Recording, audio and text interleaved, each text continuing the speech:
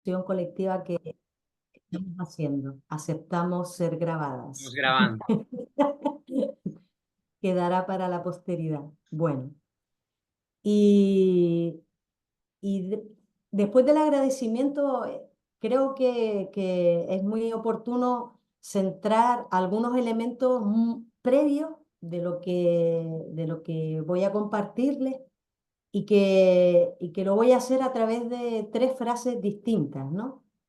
La primera frase es de Rita Segato, una feminista eh, que conocemos y que nos inspira muchísimo. Ella dice, para empezar, pienso que la vida hoy debería componerse de comer y de hacer comer, como mucho del trabajo comunitario que se está haciendo.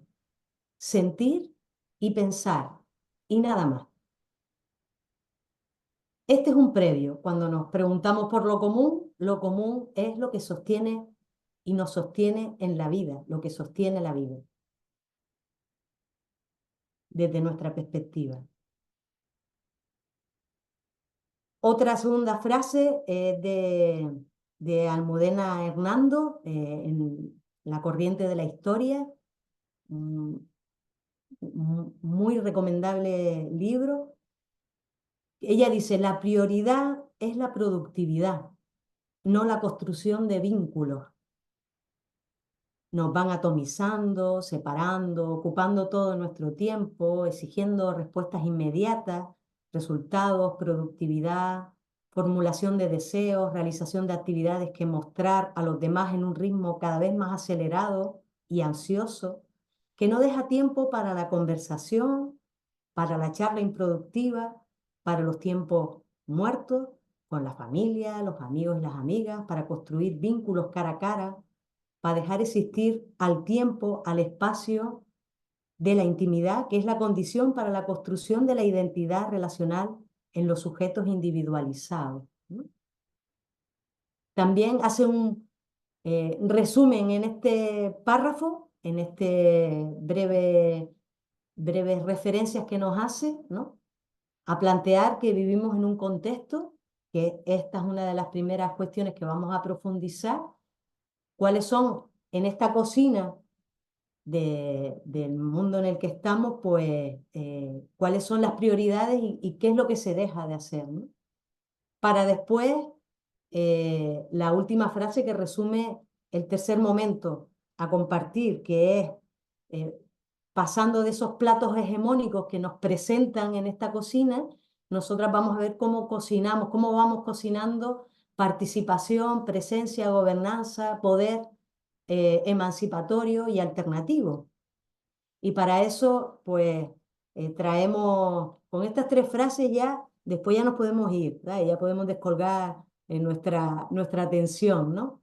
Porque vienen, en resumen, digamos, como en semilla, el resto que vamos a ir desarrollando. Las frases de Marina Garcés, de Combatir la impotencia, un texto precioso también, que dice Marina. Pensar críticamente hoy es plantearse cómo combatir la impotencia. Si la crítica había combatido la oscuridad, hoy tiene que hacerlo contra la impotencia. Sacarnos de no se puede. Y ella sigue en el texto y dice, la liberación hoy tiene que ver con la capacidad de explorar el lazo, con Z, el lazo, y fortalecerlo. Es hacer la experiencia del nosotros y del nosotras y del mundo que hay en nosotras. Es combatir la privatización de la asistencia. Bueno, estas tres frases son las que resumen los previos y resumen, digamos, los contenidos que queremos compartir. Por una parte, pensar que lo común es lo que nos sostiene en la vida y lo que sostiene, por tanto, la vida.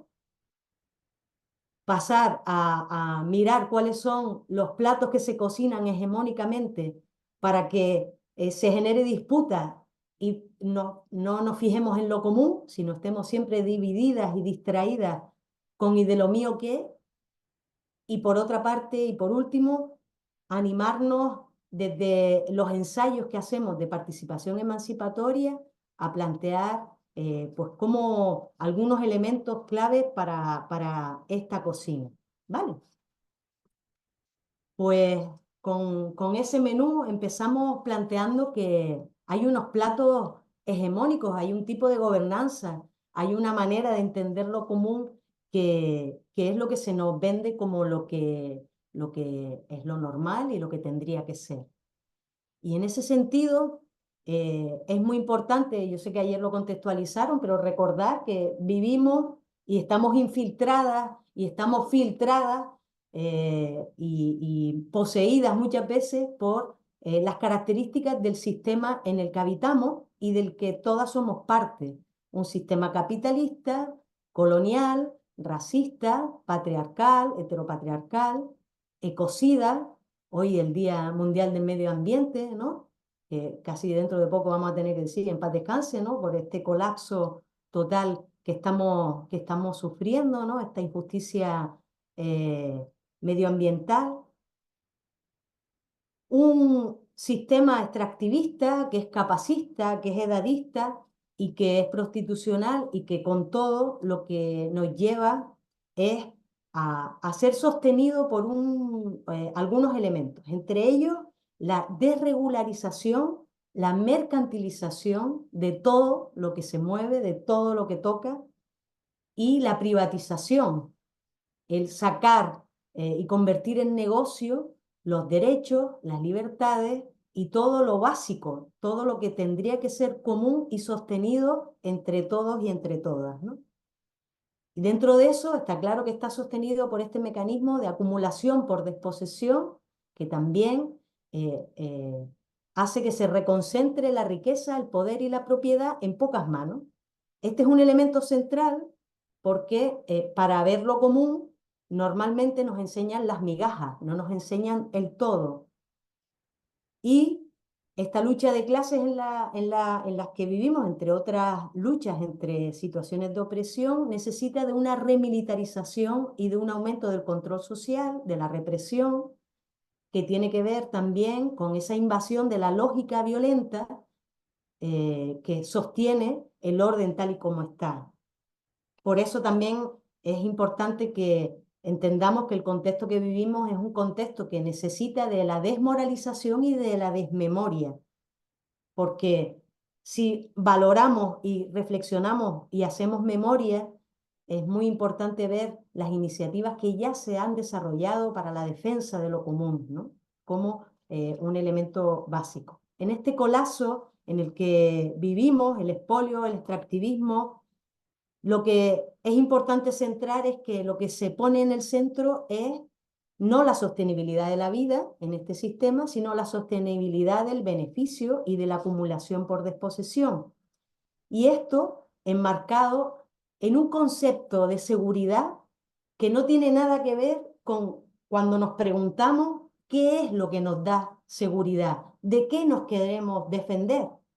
Aquí lo que se impone es un concepto de seguridad vinculado a lo militar, que tiene el ejercicio del daño, la dominación, la preparación permanente de la guerra, que defiende las élites, que defiende el status quo y que por lo tanto no defiende lo común. Lo que defiende es una parte de una parte y por tanto conlleva fronteras y patrias, ¿no? Desde ahí es para nosotras muy importante plantear que en este contexto la vida se mide por criterios cuantitativos de eficacia, de eficiencia. Los espacios y los tiempos se organizan en función de los intereses de la productividad y del crecimiento económico, pero para seguir siendo acumulado en pocas manos, en una lógica que instrumentaliza la naturaleza y que expolia la casa común, la casa que tendría que ser realmente para todos y para todas, con una negación doble. No somos interdependientes, es lo que dice este sistema, ¿no? Como el libro de la fantasía de la individualidad, también de Almudena Hernando, y la vulnerabilidad del ser también es completamente una negación que tiene este sistema en el que vivimos, ¿no? Y nos escinde nuestra vida y la naturaleza. Los valores masculinos son los humanos, el bienestar es el consumo, el consumismo, ¿no?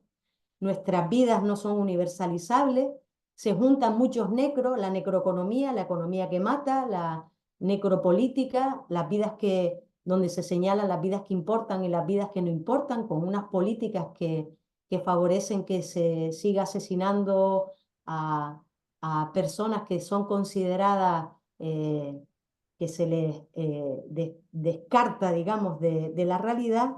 10 minutillos Y lleva, viendo, Coldo, perdón. 10 perdón, minutillos, te aviso. muy bien, muchas gracias. 10 minutitos. Y con todo esto hay como una inseguridad subjetiva, ¿no? Con la precariedad, la desigualdad, la falta de derechos, la disolución de los vínculos comunitarios, la desinversión pública, todo esto genera una inseguridad en la que lo que se plantea es: gestione usted sus riesgos de una manera individual, no comparta, no se organice, compita, y todo esto hecho donde siempre se sigue priorizando un sujeto privilegiado que, como dice Amaya Orozco, es el BBVA, ¿no? El blanco, burgués, varón y adulto, con el UF, ¿no? Heterosexual, urbano, flaco, sin sufrimiento psicosocial y sin diversidad funcional. De tal manera que, como dice Concepción Ortega, hay una fragmentación total en nuestras vidas, en lo histórico, en lo social y también en lo mental. Esto es muy importante porque nuestras conciencias han naturalizado muchas de estas cuestiones y han naturalizado la injusticia, la violencia, el vivir de espaldas a la muerte y, como dice Yayo Herrera, hemos naturalizado esta guerra contra la vida, ¿no? Cuando el estado de bienestar deja de ser de bienestar a las poblaciones y va siendo de bienestar a las corporaciones, este estado que cada vez es más penal, criminalizador, estigmatizador y nada cuidador, nada protector, que se está desmontando, y que todo esto nos lleva a que lo que se lleve es una participación neoconservadora que apela a las tradiciones, los buenos sentimientos, una participación posmoderna, que no te duela, que solo sea para fines de semana, que solo sea para tu satisfacción, tu crecimiento personal, o prestadora de servicios, ¿no? Privatizando servicios públicos vía iniciativa social o empresa, donde se despolitiza, se diluye la responsabilidad y la obligación del Estado, mercantilista, individualizadora y favorable a procedimientos de privatización y tecnocráticos, ¿no? Todo esto, cuando nos planteamos en los movimientos emancipatorios, en el mejor de los casos, ¿no? Que, que queremos buscar una transformación de la realidad y poner en el centro la sostenibilidad de la vida, lo que nos planteamos en los feminismos es lo que decimos, que no queremos un trozo de tarta, sino un cambio de receta, un cambio de modelo, ¿no? Y eso nos lleva a plantear dos tipos de horizontes. Para poder poner la sostenibilidad de la vida en el centro está el tener horizontes emancipatorios, de una emancipación política donde los derechos sean para todas las personas, haya una democracia real, una libertad, una mejora de las condiciones de vida, pero también una emancipación humana, donde superemos estos modelos de sistema que nos están matando a la mayoría de la población. Y para eso hay una brújula, que es una matriz de lo comunal de José Iglesias Fernández, que él plantea. La matriz comunal es muy importante que planteemos todas nuestras alternativas a que la producción sea destinada a cubrir las necesidades colectivas e individuales, a que la comunidad colectiva de los recursos sea realmente para todos y para todas, y no haya una propiedad privada, el eje central el ejercicio del capitalismo. plantea también la necesidad del antipoder, es decir, la participación y la decisión creciendo en gestión horizontal, la distribución, el libre acceso a los bienes y los servicios comunitarios, con derechos para todas las personas como un equilibrio y con los valores de la igualdad, la justicia, el apoyo mutuo, ¿no? Por eso es tan importante para nosotras rescatar en los procesos emancipatorios la justicia, como dice Nancy Fraser, que es la paridad en la participación en lo económico, en lo social y en lo político, es decir, luchar por la redistribución, por eso estamos por la renta básica de las iguales y todo tipo de mecanismos que sea de redistribución de la riqueza, el reconocimiento y la representación, donde vayamos generando otras lógicas de desmercantilizar, de descolonizar, de despatriarcalizar, de desmilitarizar, descarbonizar y favorecer procesos de soberanía, soberanías en todas las dimensiones, alimentaria, comunicacional, energética, donde el paradigma pase del paradigma de seguridad militar que nos ha comido y nos ha invadido a el de seguridad humana reconocido por Naciones Unidas, que defiende derechos, libertades, la sostenibilidad, el bien común, que es lo que defiende a las personas, la autoorganización, el apoyo mutuo, la horizontalidad, volver a lo comunitario y intentar transformar todo lo que tocamos en una lógica de cooperación, de cooperatividad, repensando nuestros estilos de vida hacia un estilo de vida en decrecimiento, por lo menos en el norte global, y con este ejercicio de la revolución de los cuidados que después las compañeras de Desbordadas seguro que nos plantean, ¿no? Con todo, nos parece que es muy importante procesos en los que crezcamos, ponerle límite a este poder hegemónico, este poder sobre de dominación y crezcamos en un poder con, en un poder de adentro y en un poder para, con la perspectiva de derecho y también una propuesta siempre en la que nuestras alternativas intenten buscar que podamos sostener la vida las personas creando de alguna manera como microutopías en las que no solo protestemos contra el poder hegemónico, sino también construyamos alternativas, laboratorios de formas de vida alternativas.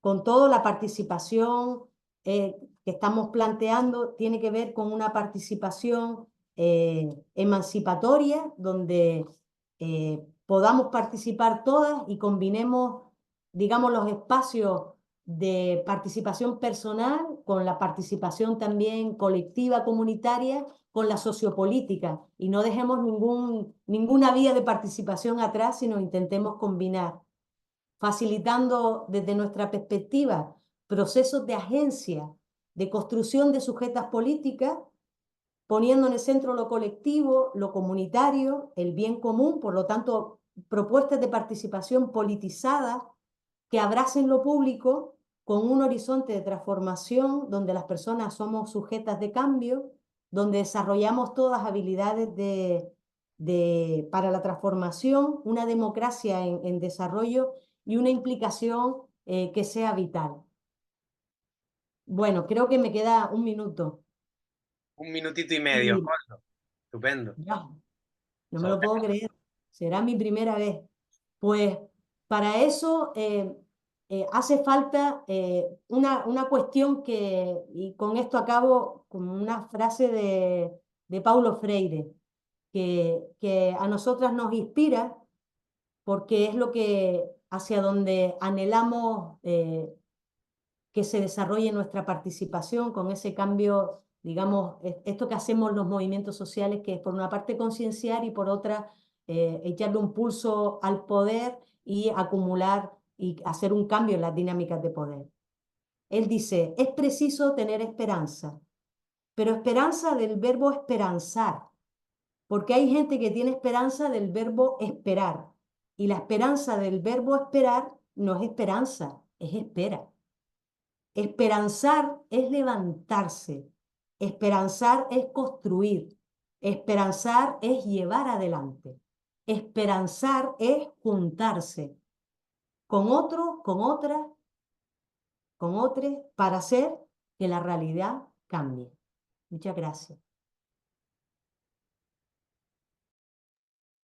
Goldo, muchísimas gracias. Ajustadísima el tiempo. Marcos, te lo ha puesto fácil, ¿eh? Así, vamos, no hace falta que esté nadie ahí controlando, me parece. Clavado.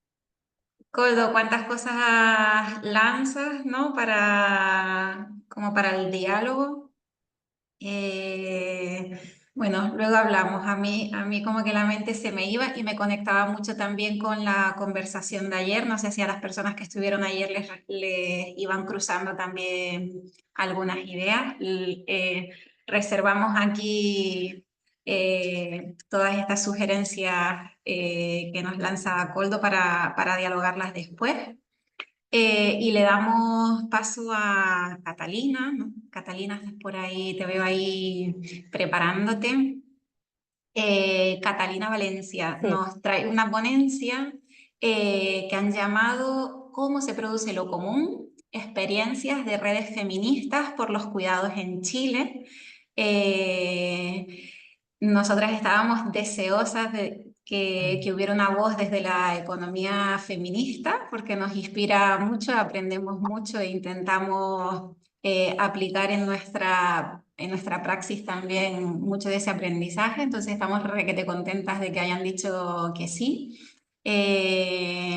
Catalina está, decía yo antes también, acompañada en un rol ahí de apoyo de Amparo, que también está por aquí, lo dije antes. Y bueno, la cooperativa Desbordada, que comentábamos minutos antes de empezar, que nos había encantado este nombre, comentábamos ahí también con Coldo, es una organización autogestionada destinada a la investigación situada de los procesos económicos y sociales de Chile desde la perspectiva de la economía feminista emancipadora. En particular, han investigado sobre la situación en Chile del sistema de pensiones, la Organización Social del Cuidado. También han realizado una cartografía de organizaciones sociales y comunitarias vinculadas a los cuidados en el territorio chileno, que se llama Cuidados en Resistencia. Y recientemente participaron como autoras en un capítulo de un libro que tiene este título tan bonito de Voces de las economías feministas, resistencias, arraigos, cuidados. Nosotras que estuvimos también bichando parte de su trabajo que tienen disponible ahí en las redes, pues como que estábamos ahí como diciendo, qué bien que estén estas compas por aquí hoy. Así que nada, sin más, Cata, el tiempo es tuyo. Ya sabes que Marco te va a estar por ahí avisando. Eso, sí, muchas gracias. Bueno, desafiante lo del tiempo, pero voy a intentar acotar la presentación a eso. Muchas gracias, Luna, por la presentación. Bueno, eso, primero que todo agradecer la invitación. Para nosotras también siempre es un placer poder compartir lo que nosotras hacemos y poder dialogar, conocer de otras experiencias. Aquí, muchas gracias también, Coldo, por todo lo que comentabas.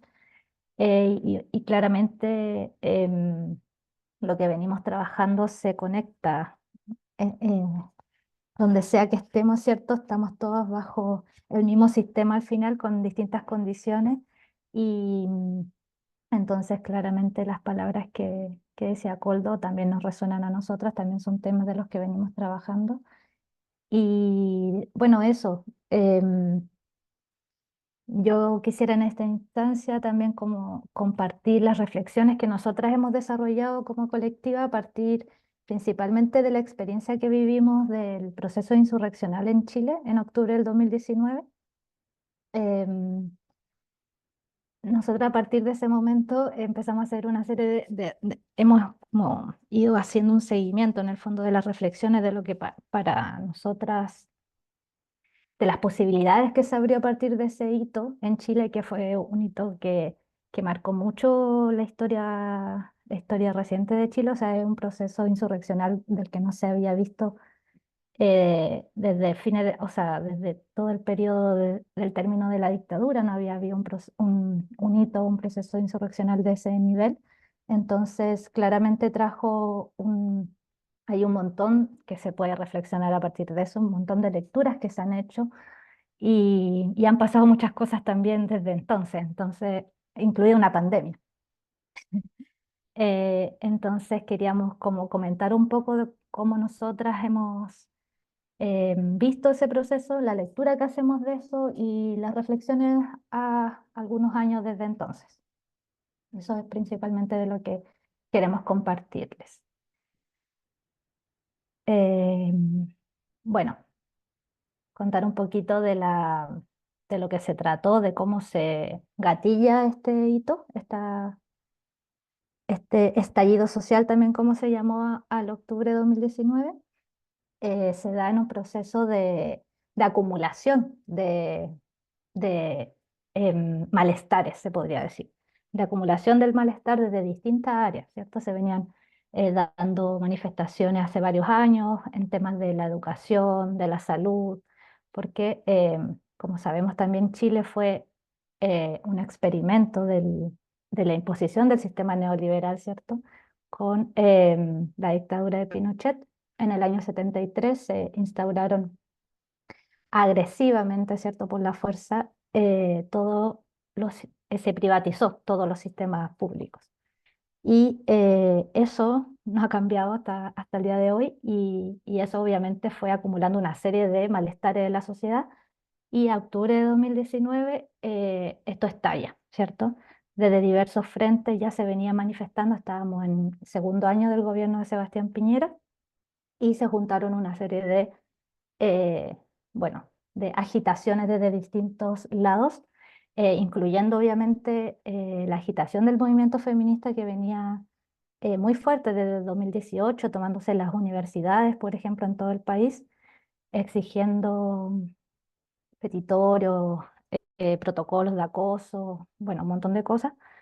Entonces se entrelazan todas estas luchas que venían acumulándose y estalla en 2019. Bueno, fue para nosotros muy emocionante lo que pasó en ese momento. Fue algo que nunca habíamos vivido, que no conocíamos. Era algo que ni siquiera estaba en nuestro imaginario que pudiese pasar. Y eso es algo realmente como una de las cuestiones más importantes que ahora como viéndolo con más perspectiva, eso de romper un imaginario. Nosotros éramos el país símbolo de América Latina por su estabilidad, por su crecimiento, por su buen comportamiento, etcétera.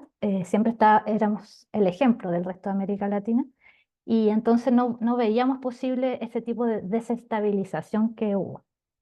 Eso fue una de las cosas importantes que nos dejó ese momento.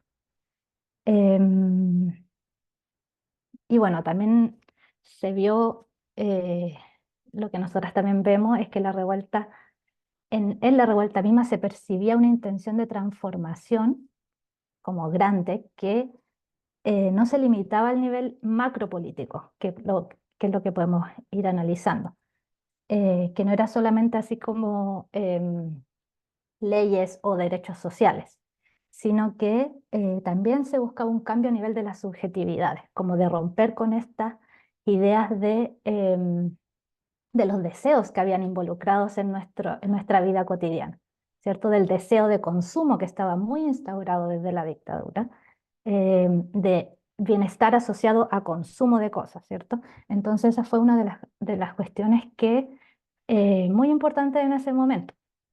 Las acciones iban dirigidas en ese sentido, en romper con esas lógicas.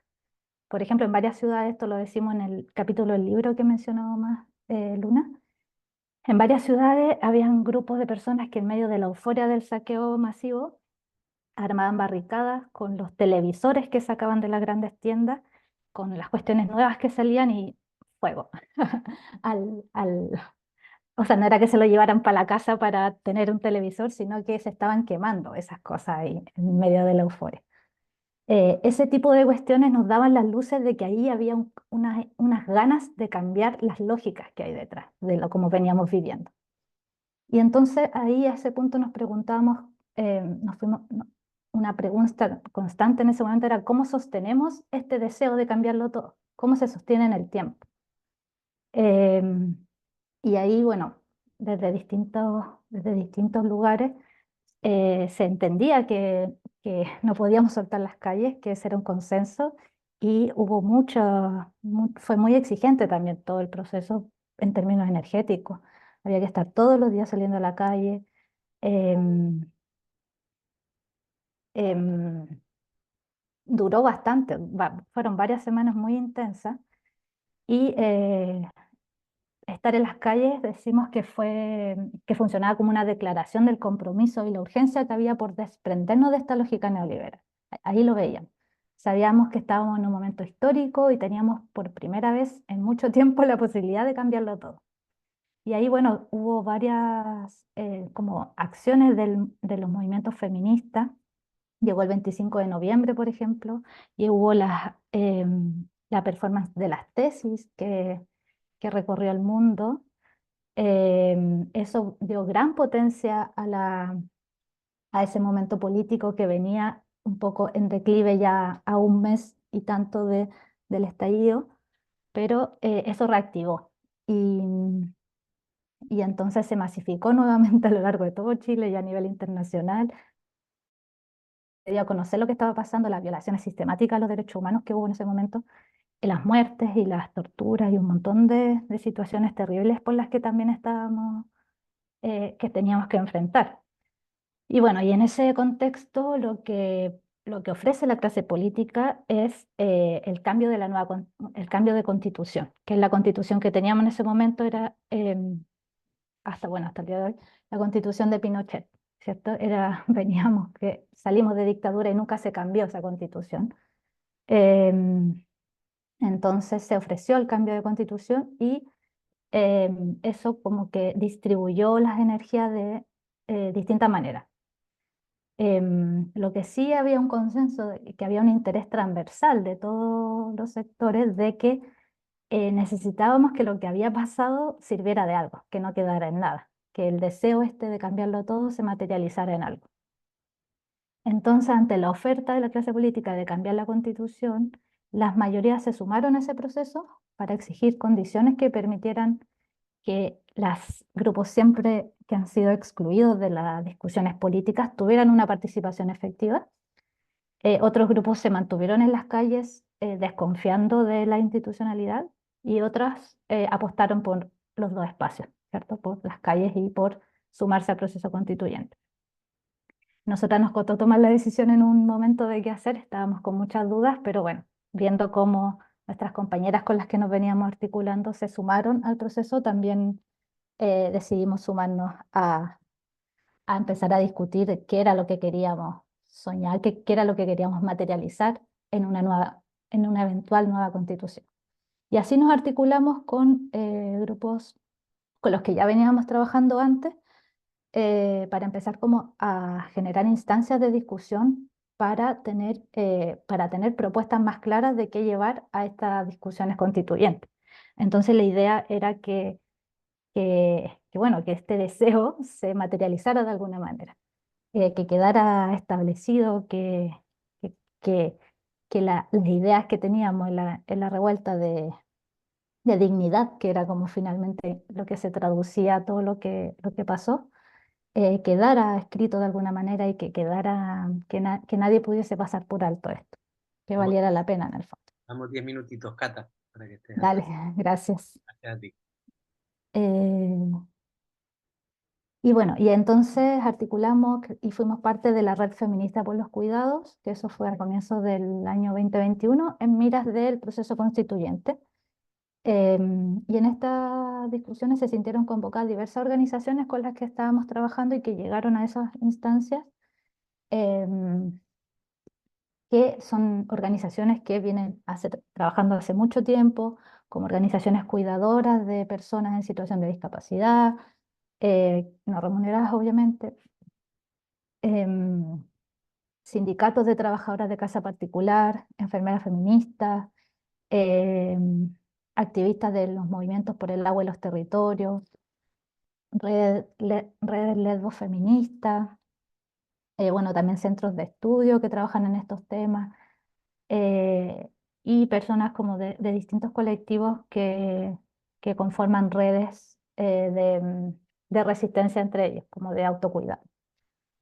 Entonces ahí tuvimos discusiones súper fructíferas en este sentido, como de elaborar un poco más esta idea de los cuidados que nosotras ya veníamos trabajando desde la economía feminista, de haber llegado a ese concepto como finalmente la acción más práctica, ¿cierto? De lo que es la sostenibilidad de la vida.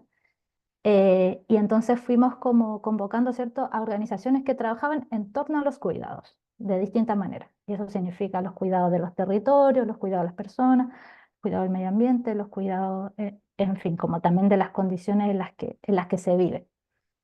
Y en esas discusiones logramos desarrollar una idea más amplia de cuidados, hasta como finalmente llegar a comprenderlos como una estrategia de resistencia.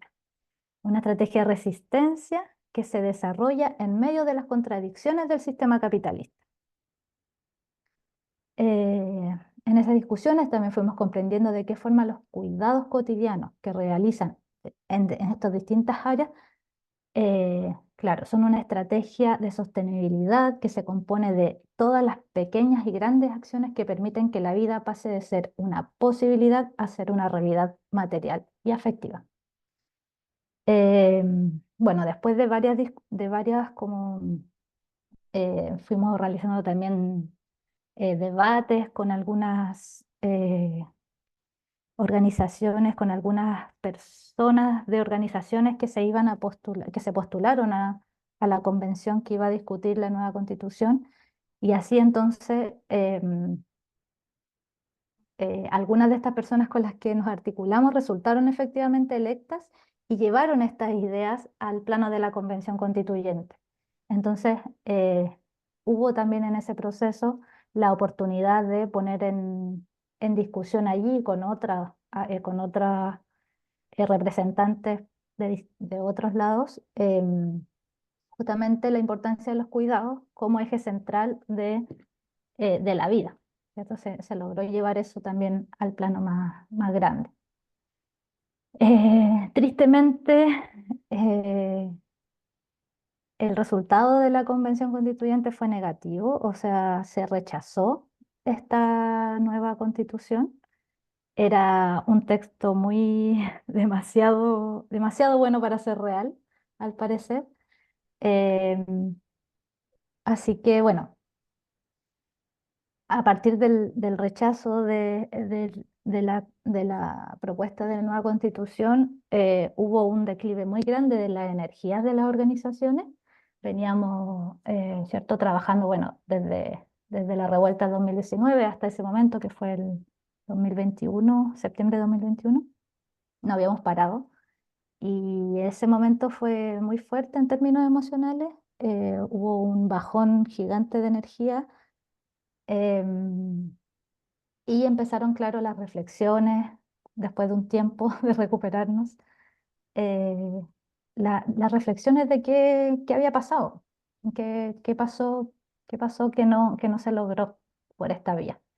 Y bueno, algunas de las cosas que salieron fue que los tiempos, por ejemplo, o sea, fue un poco una crítica, autocrítica también de lo que significa participar de los procesos institucionales en ese sentido, que se escapan que se escapan de lo que una como organización puede controlar, no sé, puede ser parte, ¿cierto? Se nos impusieron tiempos, por ejemplo, muy acotados para las organizaciones sociales, tiempos que no permiten la reflexión a la interna, ¿cierto? Tiempos que, re- que, que eran que están hechos para decidir como si solo una persona fuera, como si la representante que está en la convención se representara a sí misma y no a quienes por quienes había llegado ahí. Entonces pasó mucho ese tema de que quienes estaban dentro no podían volver con las reflexiones a sus organizaciones y ver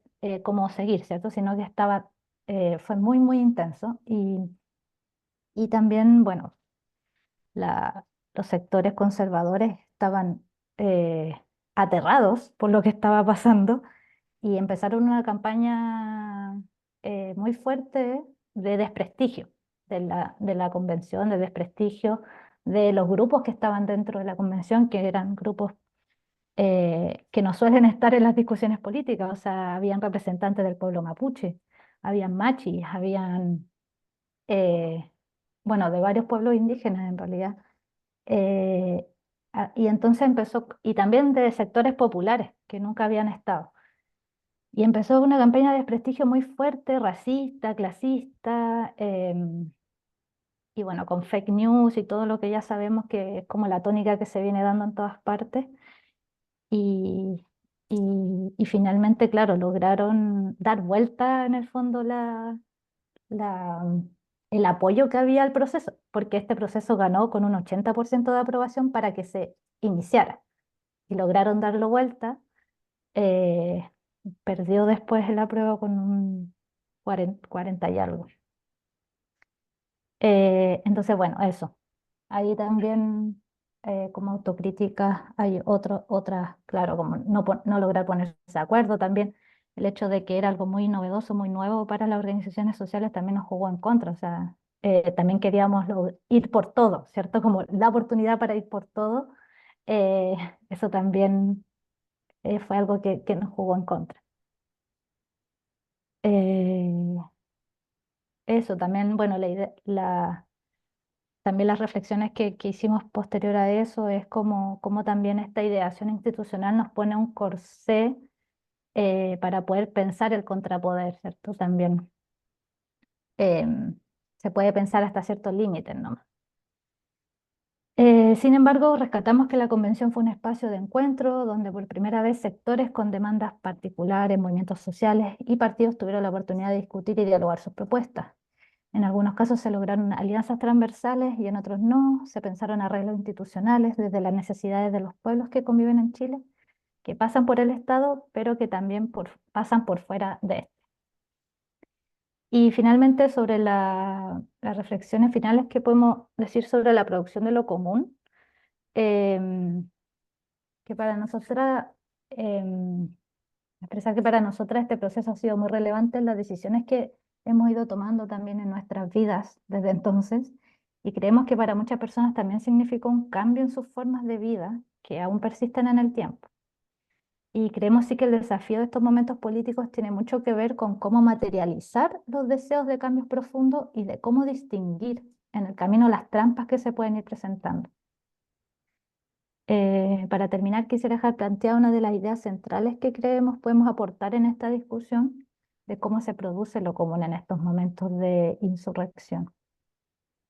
Creemos que cuando en el camino se van transformando las subjetividades, ya no se trata de horizontes irrealizables o puntos de llegada lejanos, sino de procesos sostenidos en el tiempo que modifican nuestra forma de estar en el mundo. Eso para nosotros es uno de los grandes aprendizajes que tuvimos.